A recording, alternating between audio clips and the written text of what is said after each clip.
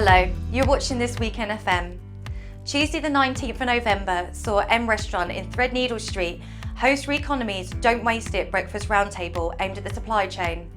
The theme of the roundtable was around waste management, looking at delivering value and efficiency in a constantly changing market.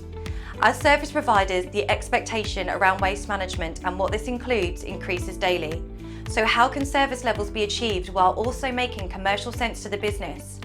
Steve Malkin, the founder and custodian of the Planet Mark, a programme developed in collaboration with Sir Tim Smith, KBE, co-founder of the Eden Project, will lead this roundtable, and it promises to be an extremely stimulating and productive conversation with real practical solutions being discussed. Let's join the first session, which is focused on meeting changing customers' demands and expectations for managing waste and wastage. Thank you everyone for turning up today, and welcome to the Don't Waste It sort of morning seminar here on a Tuesday morning in London to talk about turning our resources into something much more valuable. I'm Steve Malkin from the Planet Mark, and I'm going to be helping facilitate a lively and sort of fruitful sort of conversation this morning.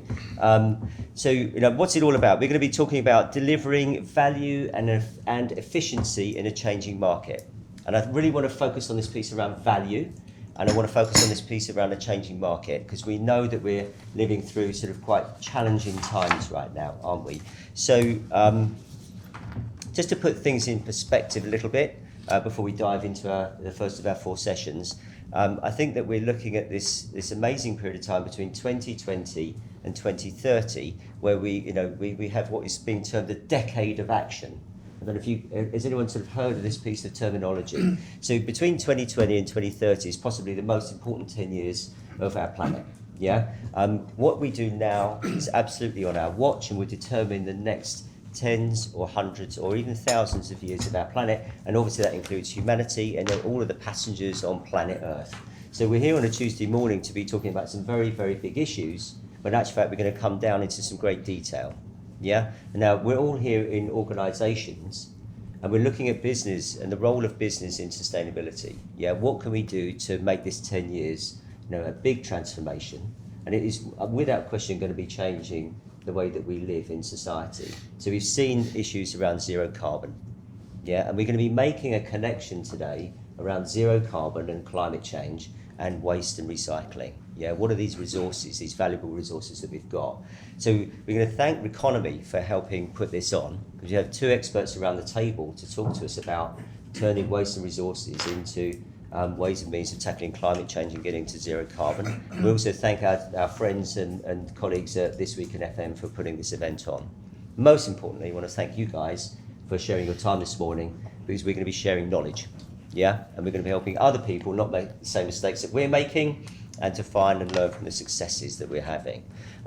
We spoke briefly about some of the challenges that we might be facing in our organisations and actually trying to do a better job, and we spoke about the importance of boards, the senior team in organisations driving change in terms of sustainability. We talked about the importance of clients understanding the issues that we face from an FM perspective. We spoke about the importance of connectivity through the supply chain, in terms of joining the dots so that everyone is on the same page, so we can really drive sustainability. These are the things that I want us to be thinking about in terms of the challenges and the solutions that we might have to those. Before we kick off, I thought it might be great if we could do some introductions around the table so we all know who everyone is, if that's okay. Chris, I wonder if we could start with you. Good morning, everybody. Chris Cox from Reconomy. I head up the new business development team. My role is to work very closely with just about everybody from every category around this room in helping them to understand how their waste can be managed more as a resource rather than just a function. I think that's the key. Thank you, Chris. That's perfect. Thank you. Morning, everybody. My name is Paul McIntosh. I'm Operations Director with 1440 FM. It's the FM division within Compass Group. So thanks very much for the invite today. Good morning, David Wheeler. I'm from Amy Defence, and I'm a solution manager looking at basically all aspects of facilities management across our defence sector. Good morning, I'm Keith Gould. I'm the Head of Estates and Facilities for Barnet and Southgate College. We're one of the largest FE colleges in London. It's give you an idea, we currently look after 15,000 students. Fantastic, great. What an audience, we can change their hearts and minds or help them. Steve Malkin, founder of the Planet Mark, thanks, you'll facilitate for today. Good morning, Martin Freeman from Q3 Services Group. It's a business that we set up in 2018 to try to make a difference in the way that FM services are supplied to clients and end users. Yeah, morning. Gary Piper, work for Artisan Catering Limited. I'm Compliance and CSR Manager. I drive our strategy for CSR, move it forward, push it forward in the right direction. Steve Williams, Engagement and Development Director from CBRE. Great to be here. So sustainability is a hot topic with our clients, and definitely in terms of engaging hearts and minds, it's perfect. Great, good. Thanks, Steve. Hi, Nathan Gray from Reconomy. I'm the Head of Sustainability for Business and Industry, and I love sharing my passion with people who want to listen, but also how we can help move things on. And hopefully I am part of a dying breed, because everyone should actually become a sustainability manager in their own right. So, You make yourself redundant. yeah, absolutely. I'm looking to retire early. Why not? Take your point though, thank you. Sorry. I'm Maria Centracchio. I'm here with a couple of different heads on. I've been previously working for large corporates as head of facilities for 20 years. I'm now this year actually more involved on working for a company called EcoProd, and we're very much into water saving. And so that's where my current head is today. Hi, I'm Jackie Thornton. My role is Strategic Relationship Director for CTS, which is Combined Technical Solutions. I look at the solutions that we're offering our customers in relation to the whole package, how we can help them to specifically look at the targets that they're being set, but also how to educate. Great, targets and education. Yeah, we're going to get stuck into those things today. Fantastic. So thanks everyone. We're going to do the first session now, and it's about meeting changing customer demands and their expectations for managing waste and wastage. Now, Nathan, I wonder if you can sort of kick us off and set a scene here about the points that we might be covering. Absolutely. So I think it's really important, Keith, what you were saying earlier, that actually helping people to understand why we want to do what we need to do to progress. And climate is absolutely prevalent with us. And every time you turn the news on, you'll absolutely hear some terrible climate disaster. So hopefully people there are no climate skeptics, and we understand that there is a major impact. There is scientific evidence to prove this, and you just need to look up the Keeling curve to see what the impact is on carbon dioxide particulates in the atmosphere, and it's basically skyrocketing. And unless we change our path and our trajectory, we're actually heading for some terrible times. You think it's bad now, it's only going to get worse. So I think framing everything that we're doing in the context of reducing carbon dioxide is where we need to start with. We then need to head towards where are we now as organisations, and where do we need to be in 2025, 2030. So that's really creating the roadmap and the deliverables on how we're going to do that. Because unless business, I think, takes the lead, government have set certain situations in place. They've got the legal structure that they're trying to create, even with the discourse that's going on at the moment and the uncertainty. But actually, the planet isn't stopping. Business is agile, and actually if we can help our clients to understand where they are now and where they need to be, their brand, their customers, their clients and their stakeholders are all going to hopefully appreciate that, and that's absolutely what we're here to resolve today. Great, thanks Nathan. So I'm going to pick up a couple of points and then open it up to everyone around the room. So just I want to stay quite focused here on something in around climate, which is carbon and carbon emissions, and this link between waste as a resource and carbon emissions. So we're going to discuss this in this session. But you picked up on something there about sort of a zero carbon sort of trajectory. Are we, do we all understand what that might mean in terms of, the legislation, the Climate Change Act and the 2050 target that we currently have in the UK for zero carbon? Any thoughts around? I mean, and I suppose to add to that, do we know if our clients have targets? There will be some that have gone out and said, right, yes, and I can speak on behalf of ITV, where they've published that they want to be zero waste. So they've come out with that ambition. They don't know how they're going to get there, but that's actually the journey that I think they're starting on. And there's a number of others. John Lewis Partnership, they absolutely said they want a net zero. So the debate and the discussion about what is net zero, what is zero, I think is important. And so by agreeing what your strategy is and your targets, you then actually can communicate that to all the people that have to help deliver that.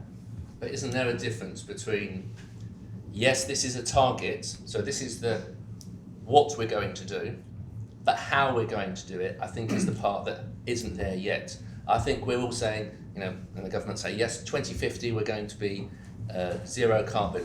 We've got another party currently turning around saying 2030.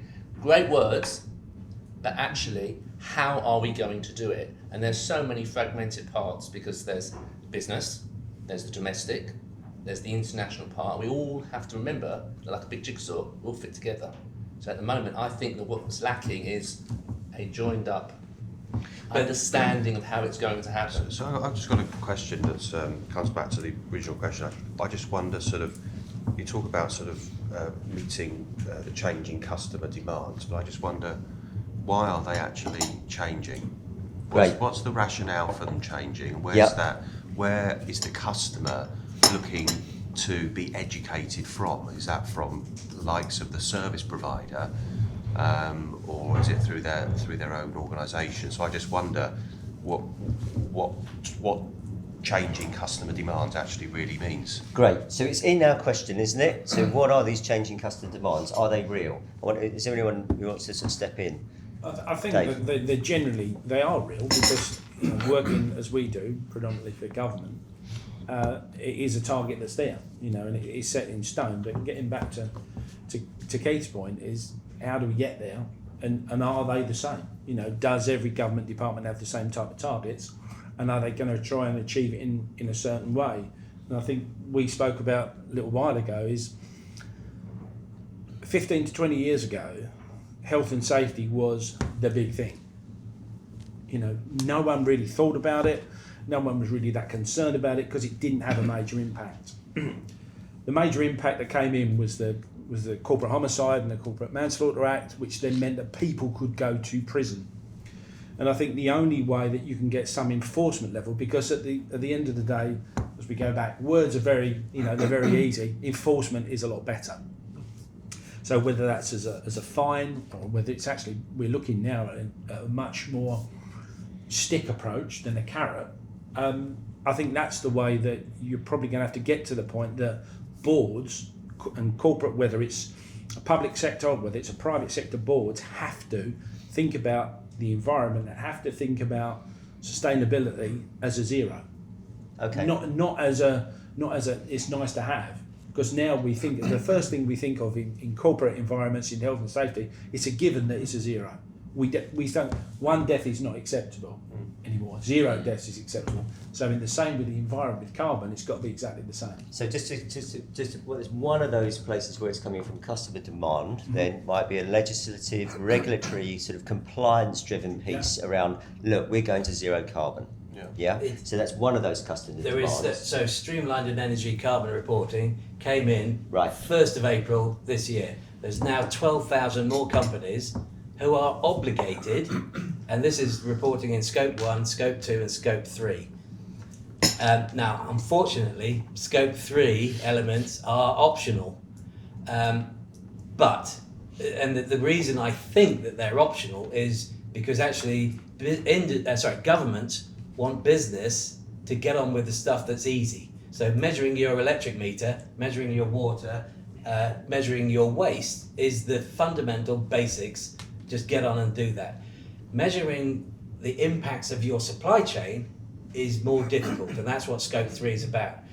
But with legislation, so that's in place, and directors now have to report what they have done, and more importantly, what they haven't done with regards to saving the planet, reducing CO2, improving efficiencies. But the thing that the government is cognizant of, but may be lagging a little bit, you've got your Gretas and your other activists that are pushing the boundaries. And we've seen, think of it in a different, American Airlines. It didn't take much for one guy with a phone to actually capture that poor guy being extracted from the aircraft in a terrible way, to actually drop their sort of image and perception. And from an advertising point, I'm not an advertiser, but the value of brand is about 3/4 of a business's turnover, I believe. Right. Yeah. So we've got this compliance piece and the SECR thing that you were talking about, streamlined energy and carbon reporting, which is some legislation coming through. And Jackie, I know that you were talking, there's this piece around brand, isn't there, and actually value in the business, what you stand for, values. What have you got any thoughts about that as it's part of this sort of customer demand piece? I think, yes, definitely. I think it is about what image you want to portray to people that you want to attract to join your organisation. I've got to come back to Keith and say, what you're hearing businesses saying is, can you give us some help? Where do we start? What are the quick wins? Because I think you're very, articulately saying, there's some things you can get on with that, or the government are, and we always seem to take the government as there, but actually it's about us taking responsibility. It's the business taking responsibility. So, whether it's a university or a college or whatever it is, your students, those people that use and want to come and join your organisation, know what they need to do. It's about actually involving them in it, and I think that is how you start to do a lot more. I think you're absolutely right. We spoke about this very briefly earlier. The difficulty is students are with you for 2 or 3 years. Unless I would actually say almost it's the schools that have to drive it, because by the time they come to college, for a lot of them, first of all, it's their first taste of freedom. Yeah, they're on their own, they're all responsible for themselves. If we haven't educated them all the way back, primary, nursery, school, by the time they come to college, we've missed it. We've missed the boat. So we have to keep it in. We have to educate them, in more ways than one, obviously, about these elements. It is their future. This that we're talking about, I mentioned this earlier, has happened on our watch. We have had the benefit of the last 20, 30 years enjoying ourselves. The world is where it is now because of us, and we can't shy away from that. So we have to be able to turn around and say to, the future world, listen guys, we can't just say, you can't do it. They'll say, but you did it. So there has to be a counter argument, but there has to be education, and it has to be really, we talk about the supply chain, I talk about education as raw product, process, end product. Absolutely. Right at the beginning, there has to be that education, we have to get that right. And that's quite interesting, because I've done a lot of work at Roehampton University and also at Royal Holloway, which is that those guys have come from home. So the education started at home, and if the parents don't make anything of it, then of course you've got your work cut out. But I've been involved very much in running workshops within universities to talk about what's the difference it's going to make to you and your children and your children's children. And that also, so whether they've had not necessarily the best start in life by parents not saying, oh, don't worry about that plastic, or don't worry about that, you can actually instill that responsibility. And also, I'm going to come to Gary in a second, but there's a really important point here I just want to make about, look, we understand that 75% of the workforce in the UK by 2025 is going to be millennials, and they care about this stuff, because this is what we're talking about, is there's doing the right thing as a driver, yeah? But also, if you want to attract great people to come to you, to work for you and so on, or to buy from you, 75% of our workforce by 2025 will be millennials, and we know they care. I know, Gary, you're trying to jump in. So educating the younger generation is easy. That's the easy bit. It's our generation is going to be harder to educate. You have to gently nudge them in the right direction. You can't just boom put that on them. Interestingly, I mean, It's the little games with our generation will make the difference. but so I mean, The younger ones, it's easy. the Blue I have Planet teenagers, effect it's is easy it is They do amazing it subconsciously now. Yeah, No. but changing behaviours is, and I wish I was a psychologist, but I keep stealing ideas from psychologists and why we do what we do. But there are 4 levers to change, and I don't know if we're jumping ahead of the solutions, but those 4 levers, unless we've got people at the very top of the organisations, and whether that's governments, businesses, further education facilities, whatever they are, you have to say what you do and do what you say, by actually demonstrating. So actually do as I say, but not as I do. That is totally the wrong mentality, and we need to be able to. So if you're procuring paper for printers, it should be recycled if you have to print at all. Providing people with the facilities to allow them to help is absolutely important. But measuring and monitoring, you start with the education, you communicate why we need to do. And so Blue Planet started that off. I think single-use plastics are a terrible thing. I think they are the canary in the mine where actually we don't know what we don't know. And you just look back in time, look at asbestos. That was a brilliant material. We now know very well that it kills us.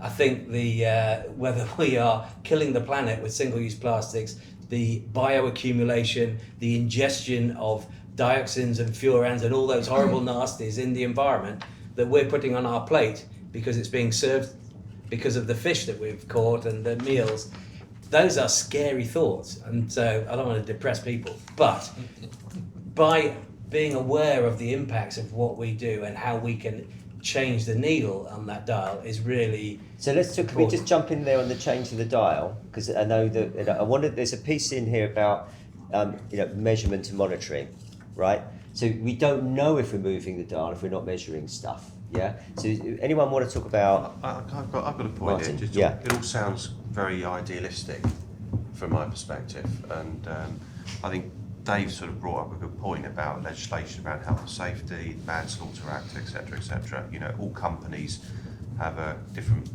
outlook now, whether you're a £1 million company or a £4 billion company. Yeah, you've got a different outlook on life. I just wonder, going back to my point as to the why client changes need to happen, meeting those needs, where that education is actually coming from, but I'm unsure as to where the legislation sits at the moment in terms of what is mandatory for people to report on, and at what size of company or what type of company you have to be in order to fit into that legislation sort of bracket. I can't remember. Because 250 people. Because the UK economy is not made up of all these big organisations. It's made up of smaller SMEs, and they don't. I run a small SME, and there's no requirement for me to. But is it? It's going back to leading the way. So if Pareto's 80-20. Back to my point of being idealistic rather than, where's the rule, where's the legislation behind the act so the of wanting criteria to on get SECA, to 2050. SECA says if you've got more than 250 employees, you're greater than 35 million, you are obliged to report on that. So I hear absolutely what you're saying, that I'd love to have an SME that's got 35 million and things, but so those are things that actually, let's get the majority of people doing that. I think you've seen how changing behaviours, so it's no longer acceptable to drive with your mobile phone, eating a sandwich, that's just totally shunned. Seatbelts, those are things, plastic bags coming. They're laws though. They're laws. So the law is there, and so SECA has gone down that route, but actually you won't be in business if your stakeholders and your clients and customers are not buying from you. So I think that might be just to jump in a little bit. Do you mind if I? Sorry. You have this legislation which is changing, the reporting requirements for larger organisations. Yeah. And Steve, you mentioned earlier about this connecting the dots between customers and the various elements of the supply chain. A customer which is required to measure, report and reduce carbon, a larger organisation of 250 staff or more, can only reduce their carbon if they're engaging with the right supply chain, because they can't do it on their own, because an organisation no longer stands on its own right. So the interesting role for the FM community, which we represent so well here, and the end user, is to say we're part of that same legislative requirement, because a larger company can't do it on its own. And so the role of the FM industry and solution providers like you guys is that you can help companies meet their legislative requirement, you can help them meet their brand value requirement, yeah. You can also help them save a lot of money. And yeah. I And think, I wanted, sorry, Nathan, can I just draw Steve in here? Yeah. I suppose on this point, the way I look at this is, sometimes we need to change before we're forced to change. Legislation will put us on a level playing field. But getting that education, gaining the hearts and minds, and telling people what they need to do, you almost want to turn this into like sustainability as a hobby, because then everyone's passionate about it, and then it's like they're more engaged throughout the whole supply chain. Everyone starts talking to each other from a more informed position. But then the output of this is when you go to the end user and you start giving them the relevant data, it's not just about, so we're talking about waste, so zero waste to landfill. That would be a target. That's what we need to achieve. But where does that waste go to? How do we treat it as a resource? Is it better to burn the waste? Is it better than using fossil fuels? All of these questions get raised, and then we talk about achieving zero carbon. So what does that mean? So the measures and the outputs of that helps us educate. But if you can get it as a passion, change before you have to change. Small, medium enterprises, what we find is they add value to their brand. Then they're able to give the client, the end user, something different to what they currently got. But you're in a not trying to steal the show or anything, but you're in a situation where you work through a number of SMEs. Your business is based around using SMEs. They could be one-man bands. They could be £100 million company, £5 million company. What you have you say that it's important to CBRE and you report on it. How do you actually get that information from a person that's got 20 cleaners, to a £100 million company, all fed up through your organisation to report on what CBRE are actually doing? And the same to anybody that's running a site. How do you get that information in a format that you can report on? I would slightly turn that round.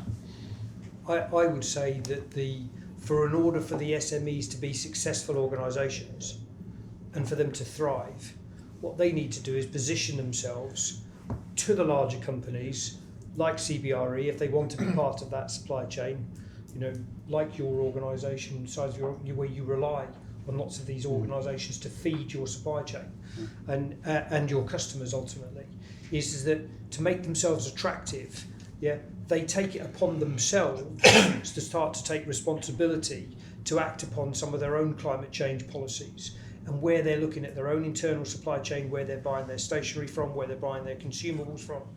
And what they then do is naturally start to change and think about how they make themselves more attractive to the larger organisations.